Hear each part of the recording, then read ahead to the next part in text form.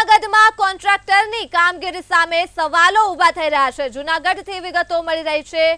શું આ રીતે જ થશે ગુજરાતનો વિકાસ? સત્તાધીશો પાસે જનતા હવે જવાબ માંગે છે। જૂનાગઢમાં કોન્ટ્રાક્ટરની કામગીરી સામે ગંભીર સવાલો ઊભા થઈ રહ્યા છે, ત્યારે ચાલુ વરસાદમાં જ સિમેન્ટ અને કોન્ક્રીટની કામગીરી કરતા જોવા મળી રહી છે।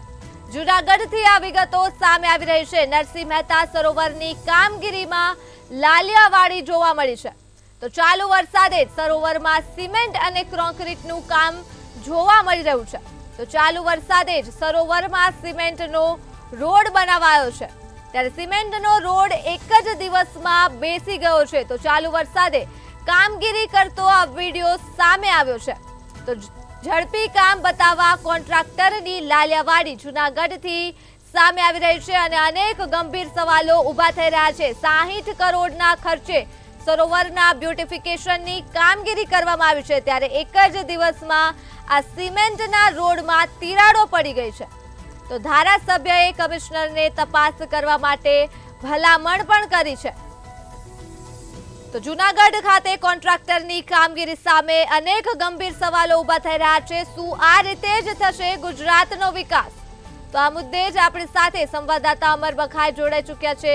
જી અમર, જૂનાગઢમાં કોન્ટ્રાક્ટરની કામગીરી સામે અનેક સવાલો ઊભા થઈ રહ્યા છે। 60 કરોડના ખર્ચે આ સરોવરના બ્યુટિફિકેશનની કામગીરી કરવામાં આવી રહી છે, શું કહેશો?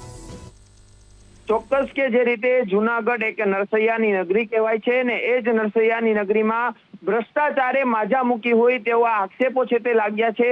ખાસ કરીને જૂનાગઢ નરસિંહ મહેતા સરોવરની કામગીરીનું જે કામ ચાલી રહ્યું છે 60 કરોડના ખર્ચે અને બ્યુટિફિકેશન થઈ રહ્યું છે, અને તેની અંદર 2 દિવસ પહેલા જૂનાગઢ શહેરમાં જે ધોધમાર વરસાદ આવ્યો અને તે વરસાદ દરમિયાન જ સિમેન્ટ અને કોન્ક્રીટનું જે કામ ચાલી રહ્યું હતું, રસ્તો બનાવવામાં આવી રહ્યો હતો। શું આ સિમેન્ટ અને કોન્ક્રીટ વરસાદમાં આ કામગીરી ચાલી શકે, આ કામગીરી થઈ શકે, તેવા પણ સવાલો ઉઠ્યા છે।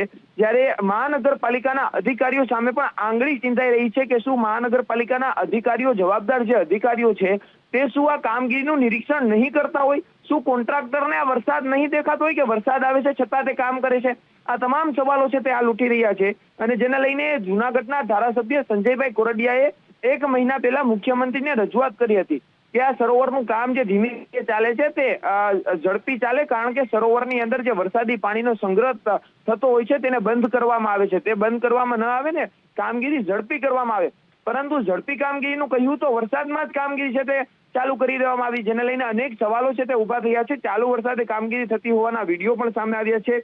હાલ મહાનગરપાલિકાના કમિશનર દ્વારા આ કોન્ટ્રાક્ટર સામે કઈ રીતના પગલાં ભરવામાં આવે છે તે એક મુખ્ય સવાલ છે। ભ્રષ્ટાચાર અને ભ્રષ્ટાચાર જ થઈ રહ્યા હોવાના આક્ષેપ લાગ્યા છે। બીજી તરફ જૂનાગઢ મહાનગરપાલિકા એક ભ્રષ્ટાચારની યુનિવર્સિટી ચાલી હોય તેવા પણ આક્ષેપો છે।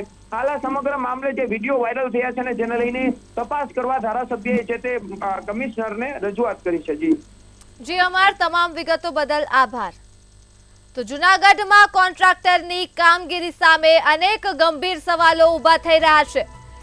શું કોન્ટ્રાક્ટરને વરસાદ નહીં દેખાતો હોય? આ સાથે જ ગંભીર સવાલ ઊભા થઈ રહ્યા છે। શું મહાનગરપાલિકાના જવાબદાર અધિકારીઓ નિરીક્ષણ નહીં કરતા હોય આ કામગીરીનું?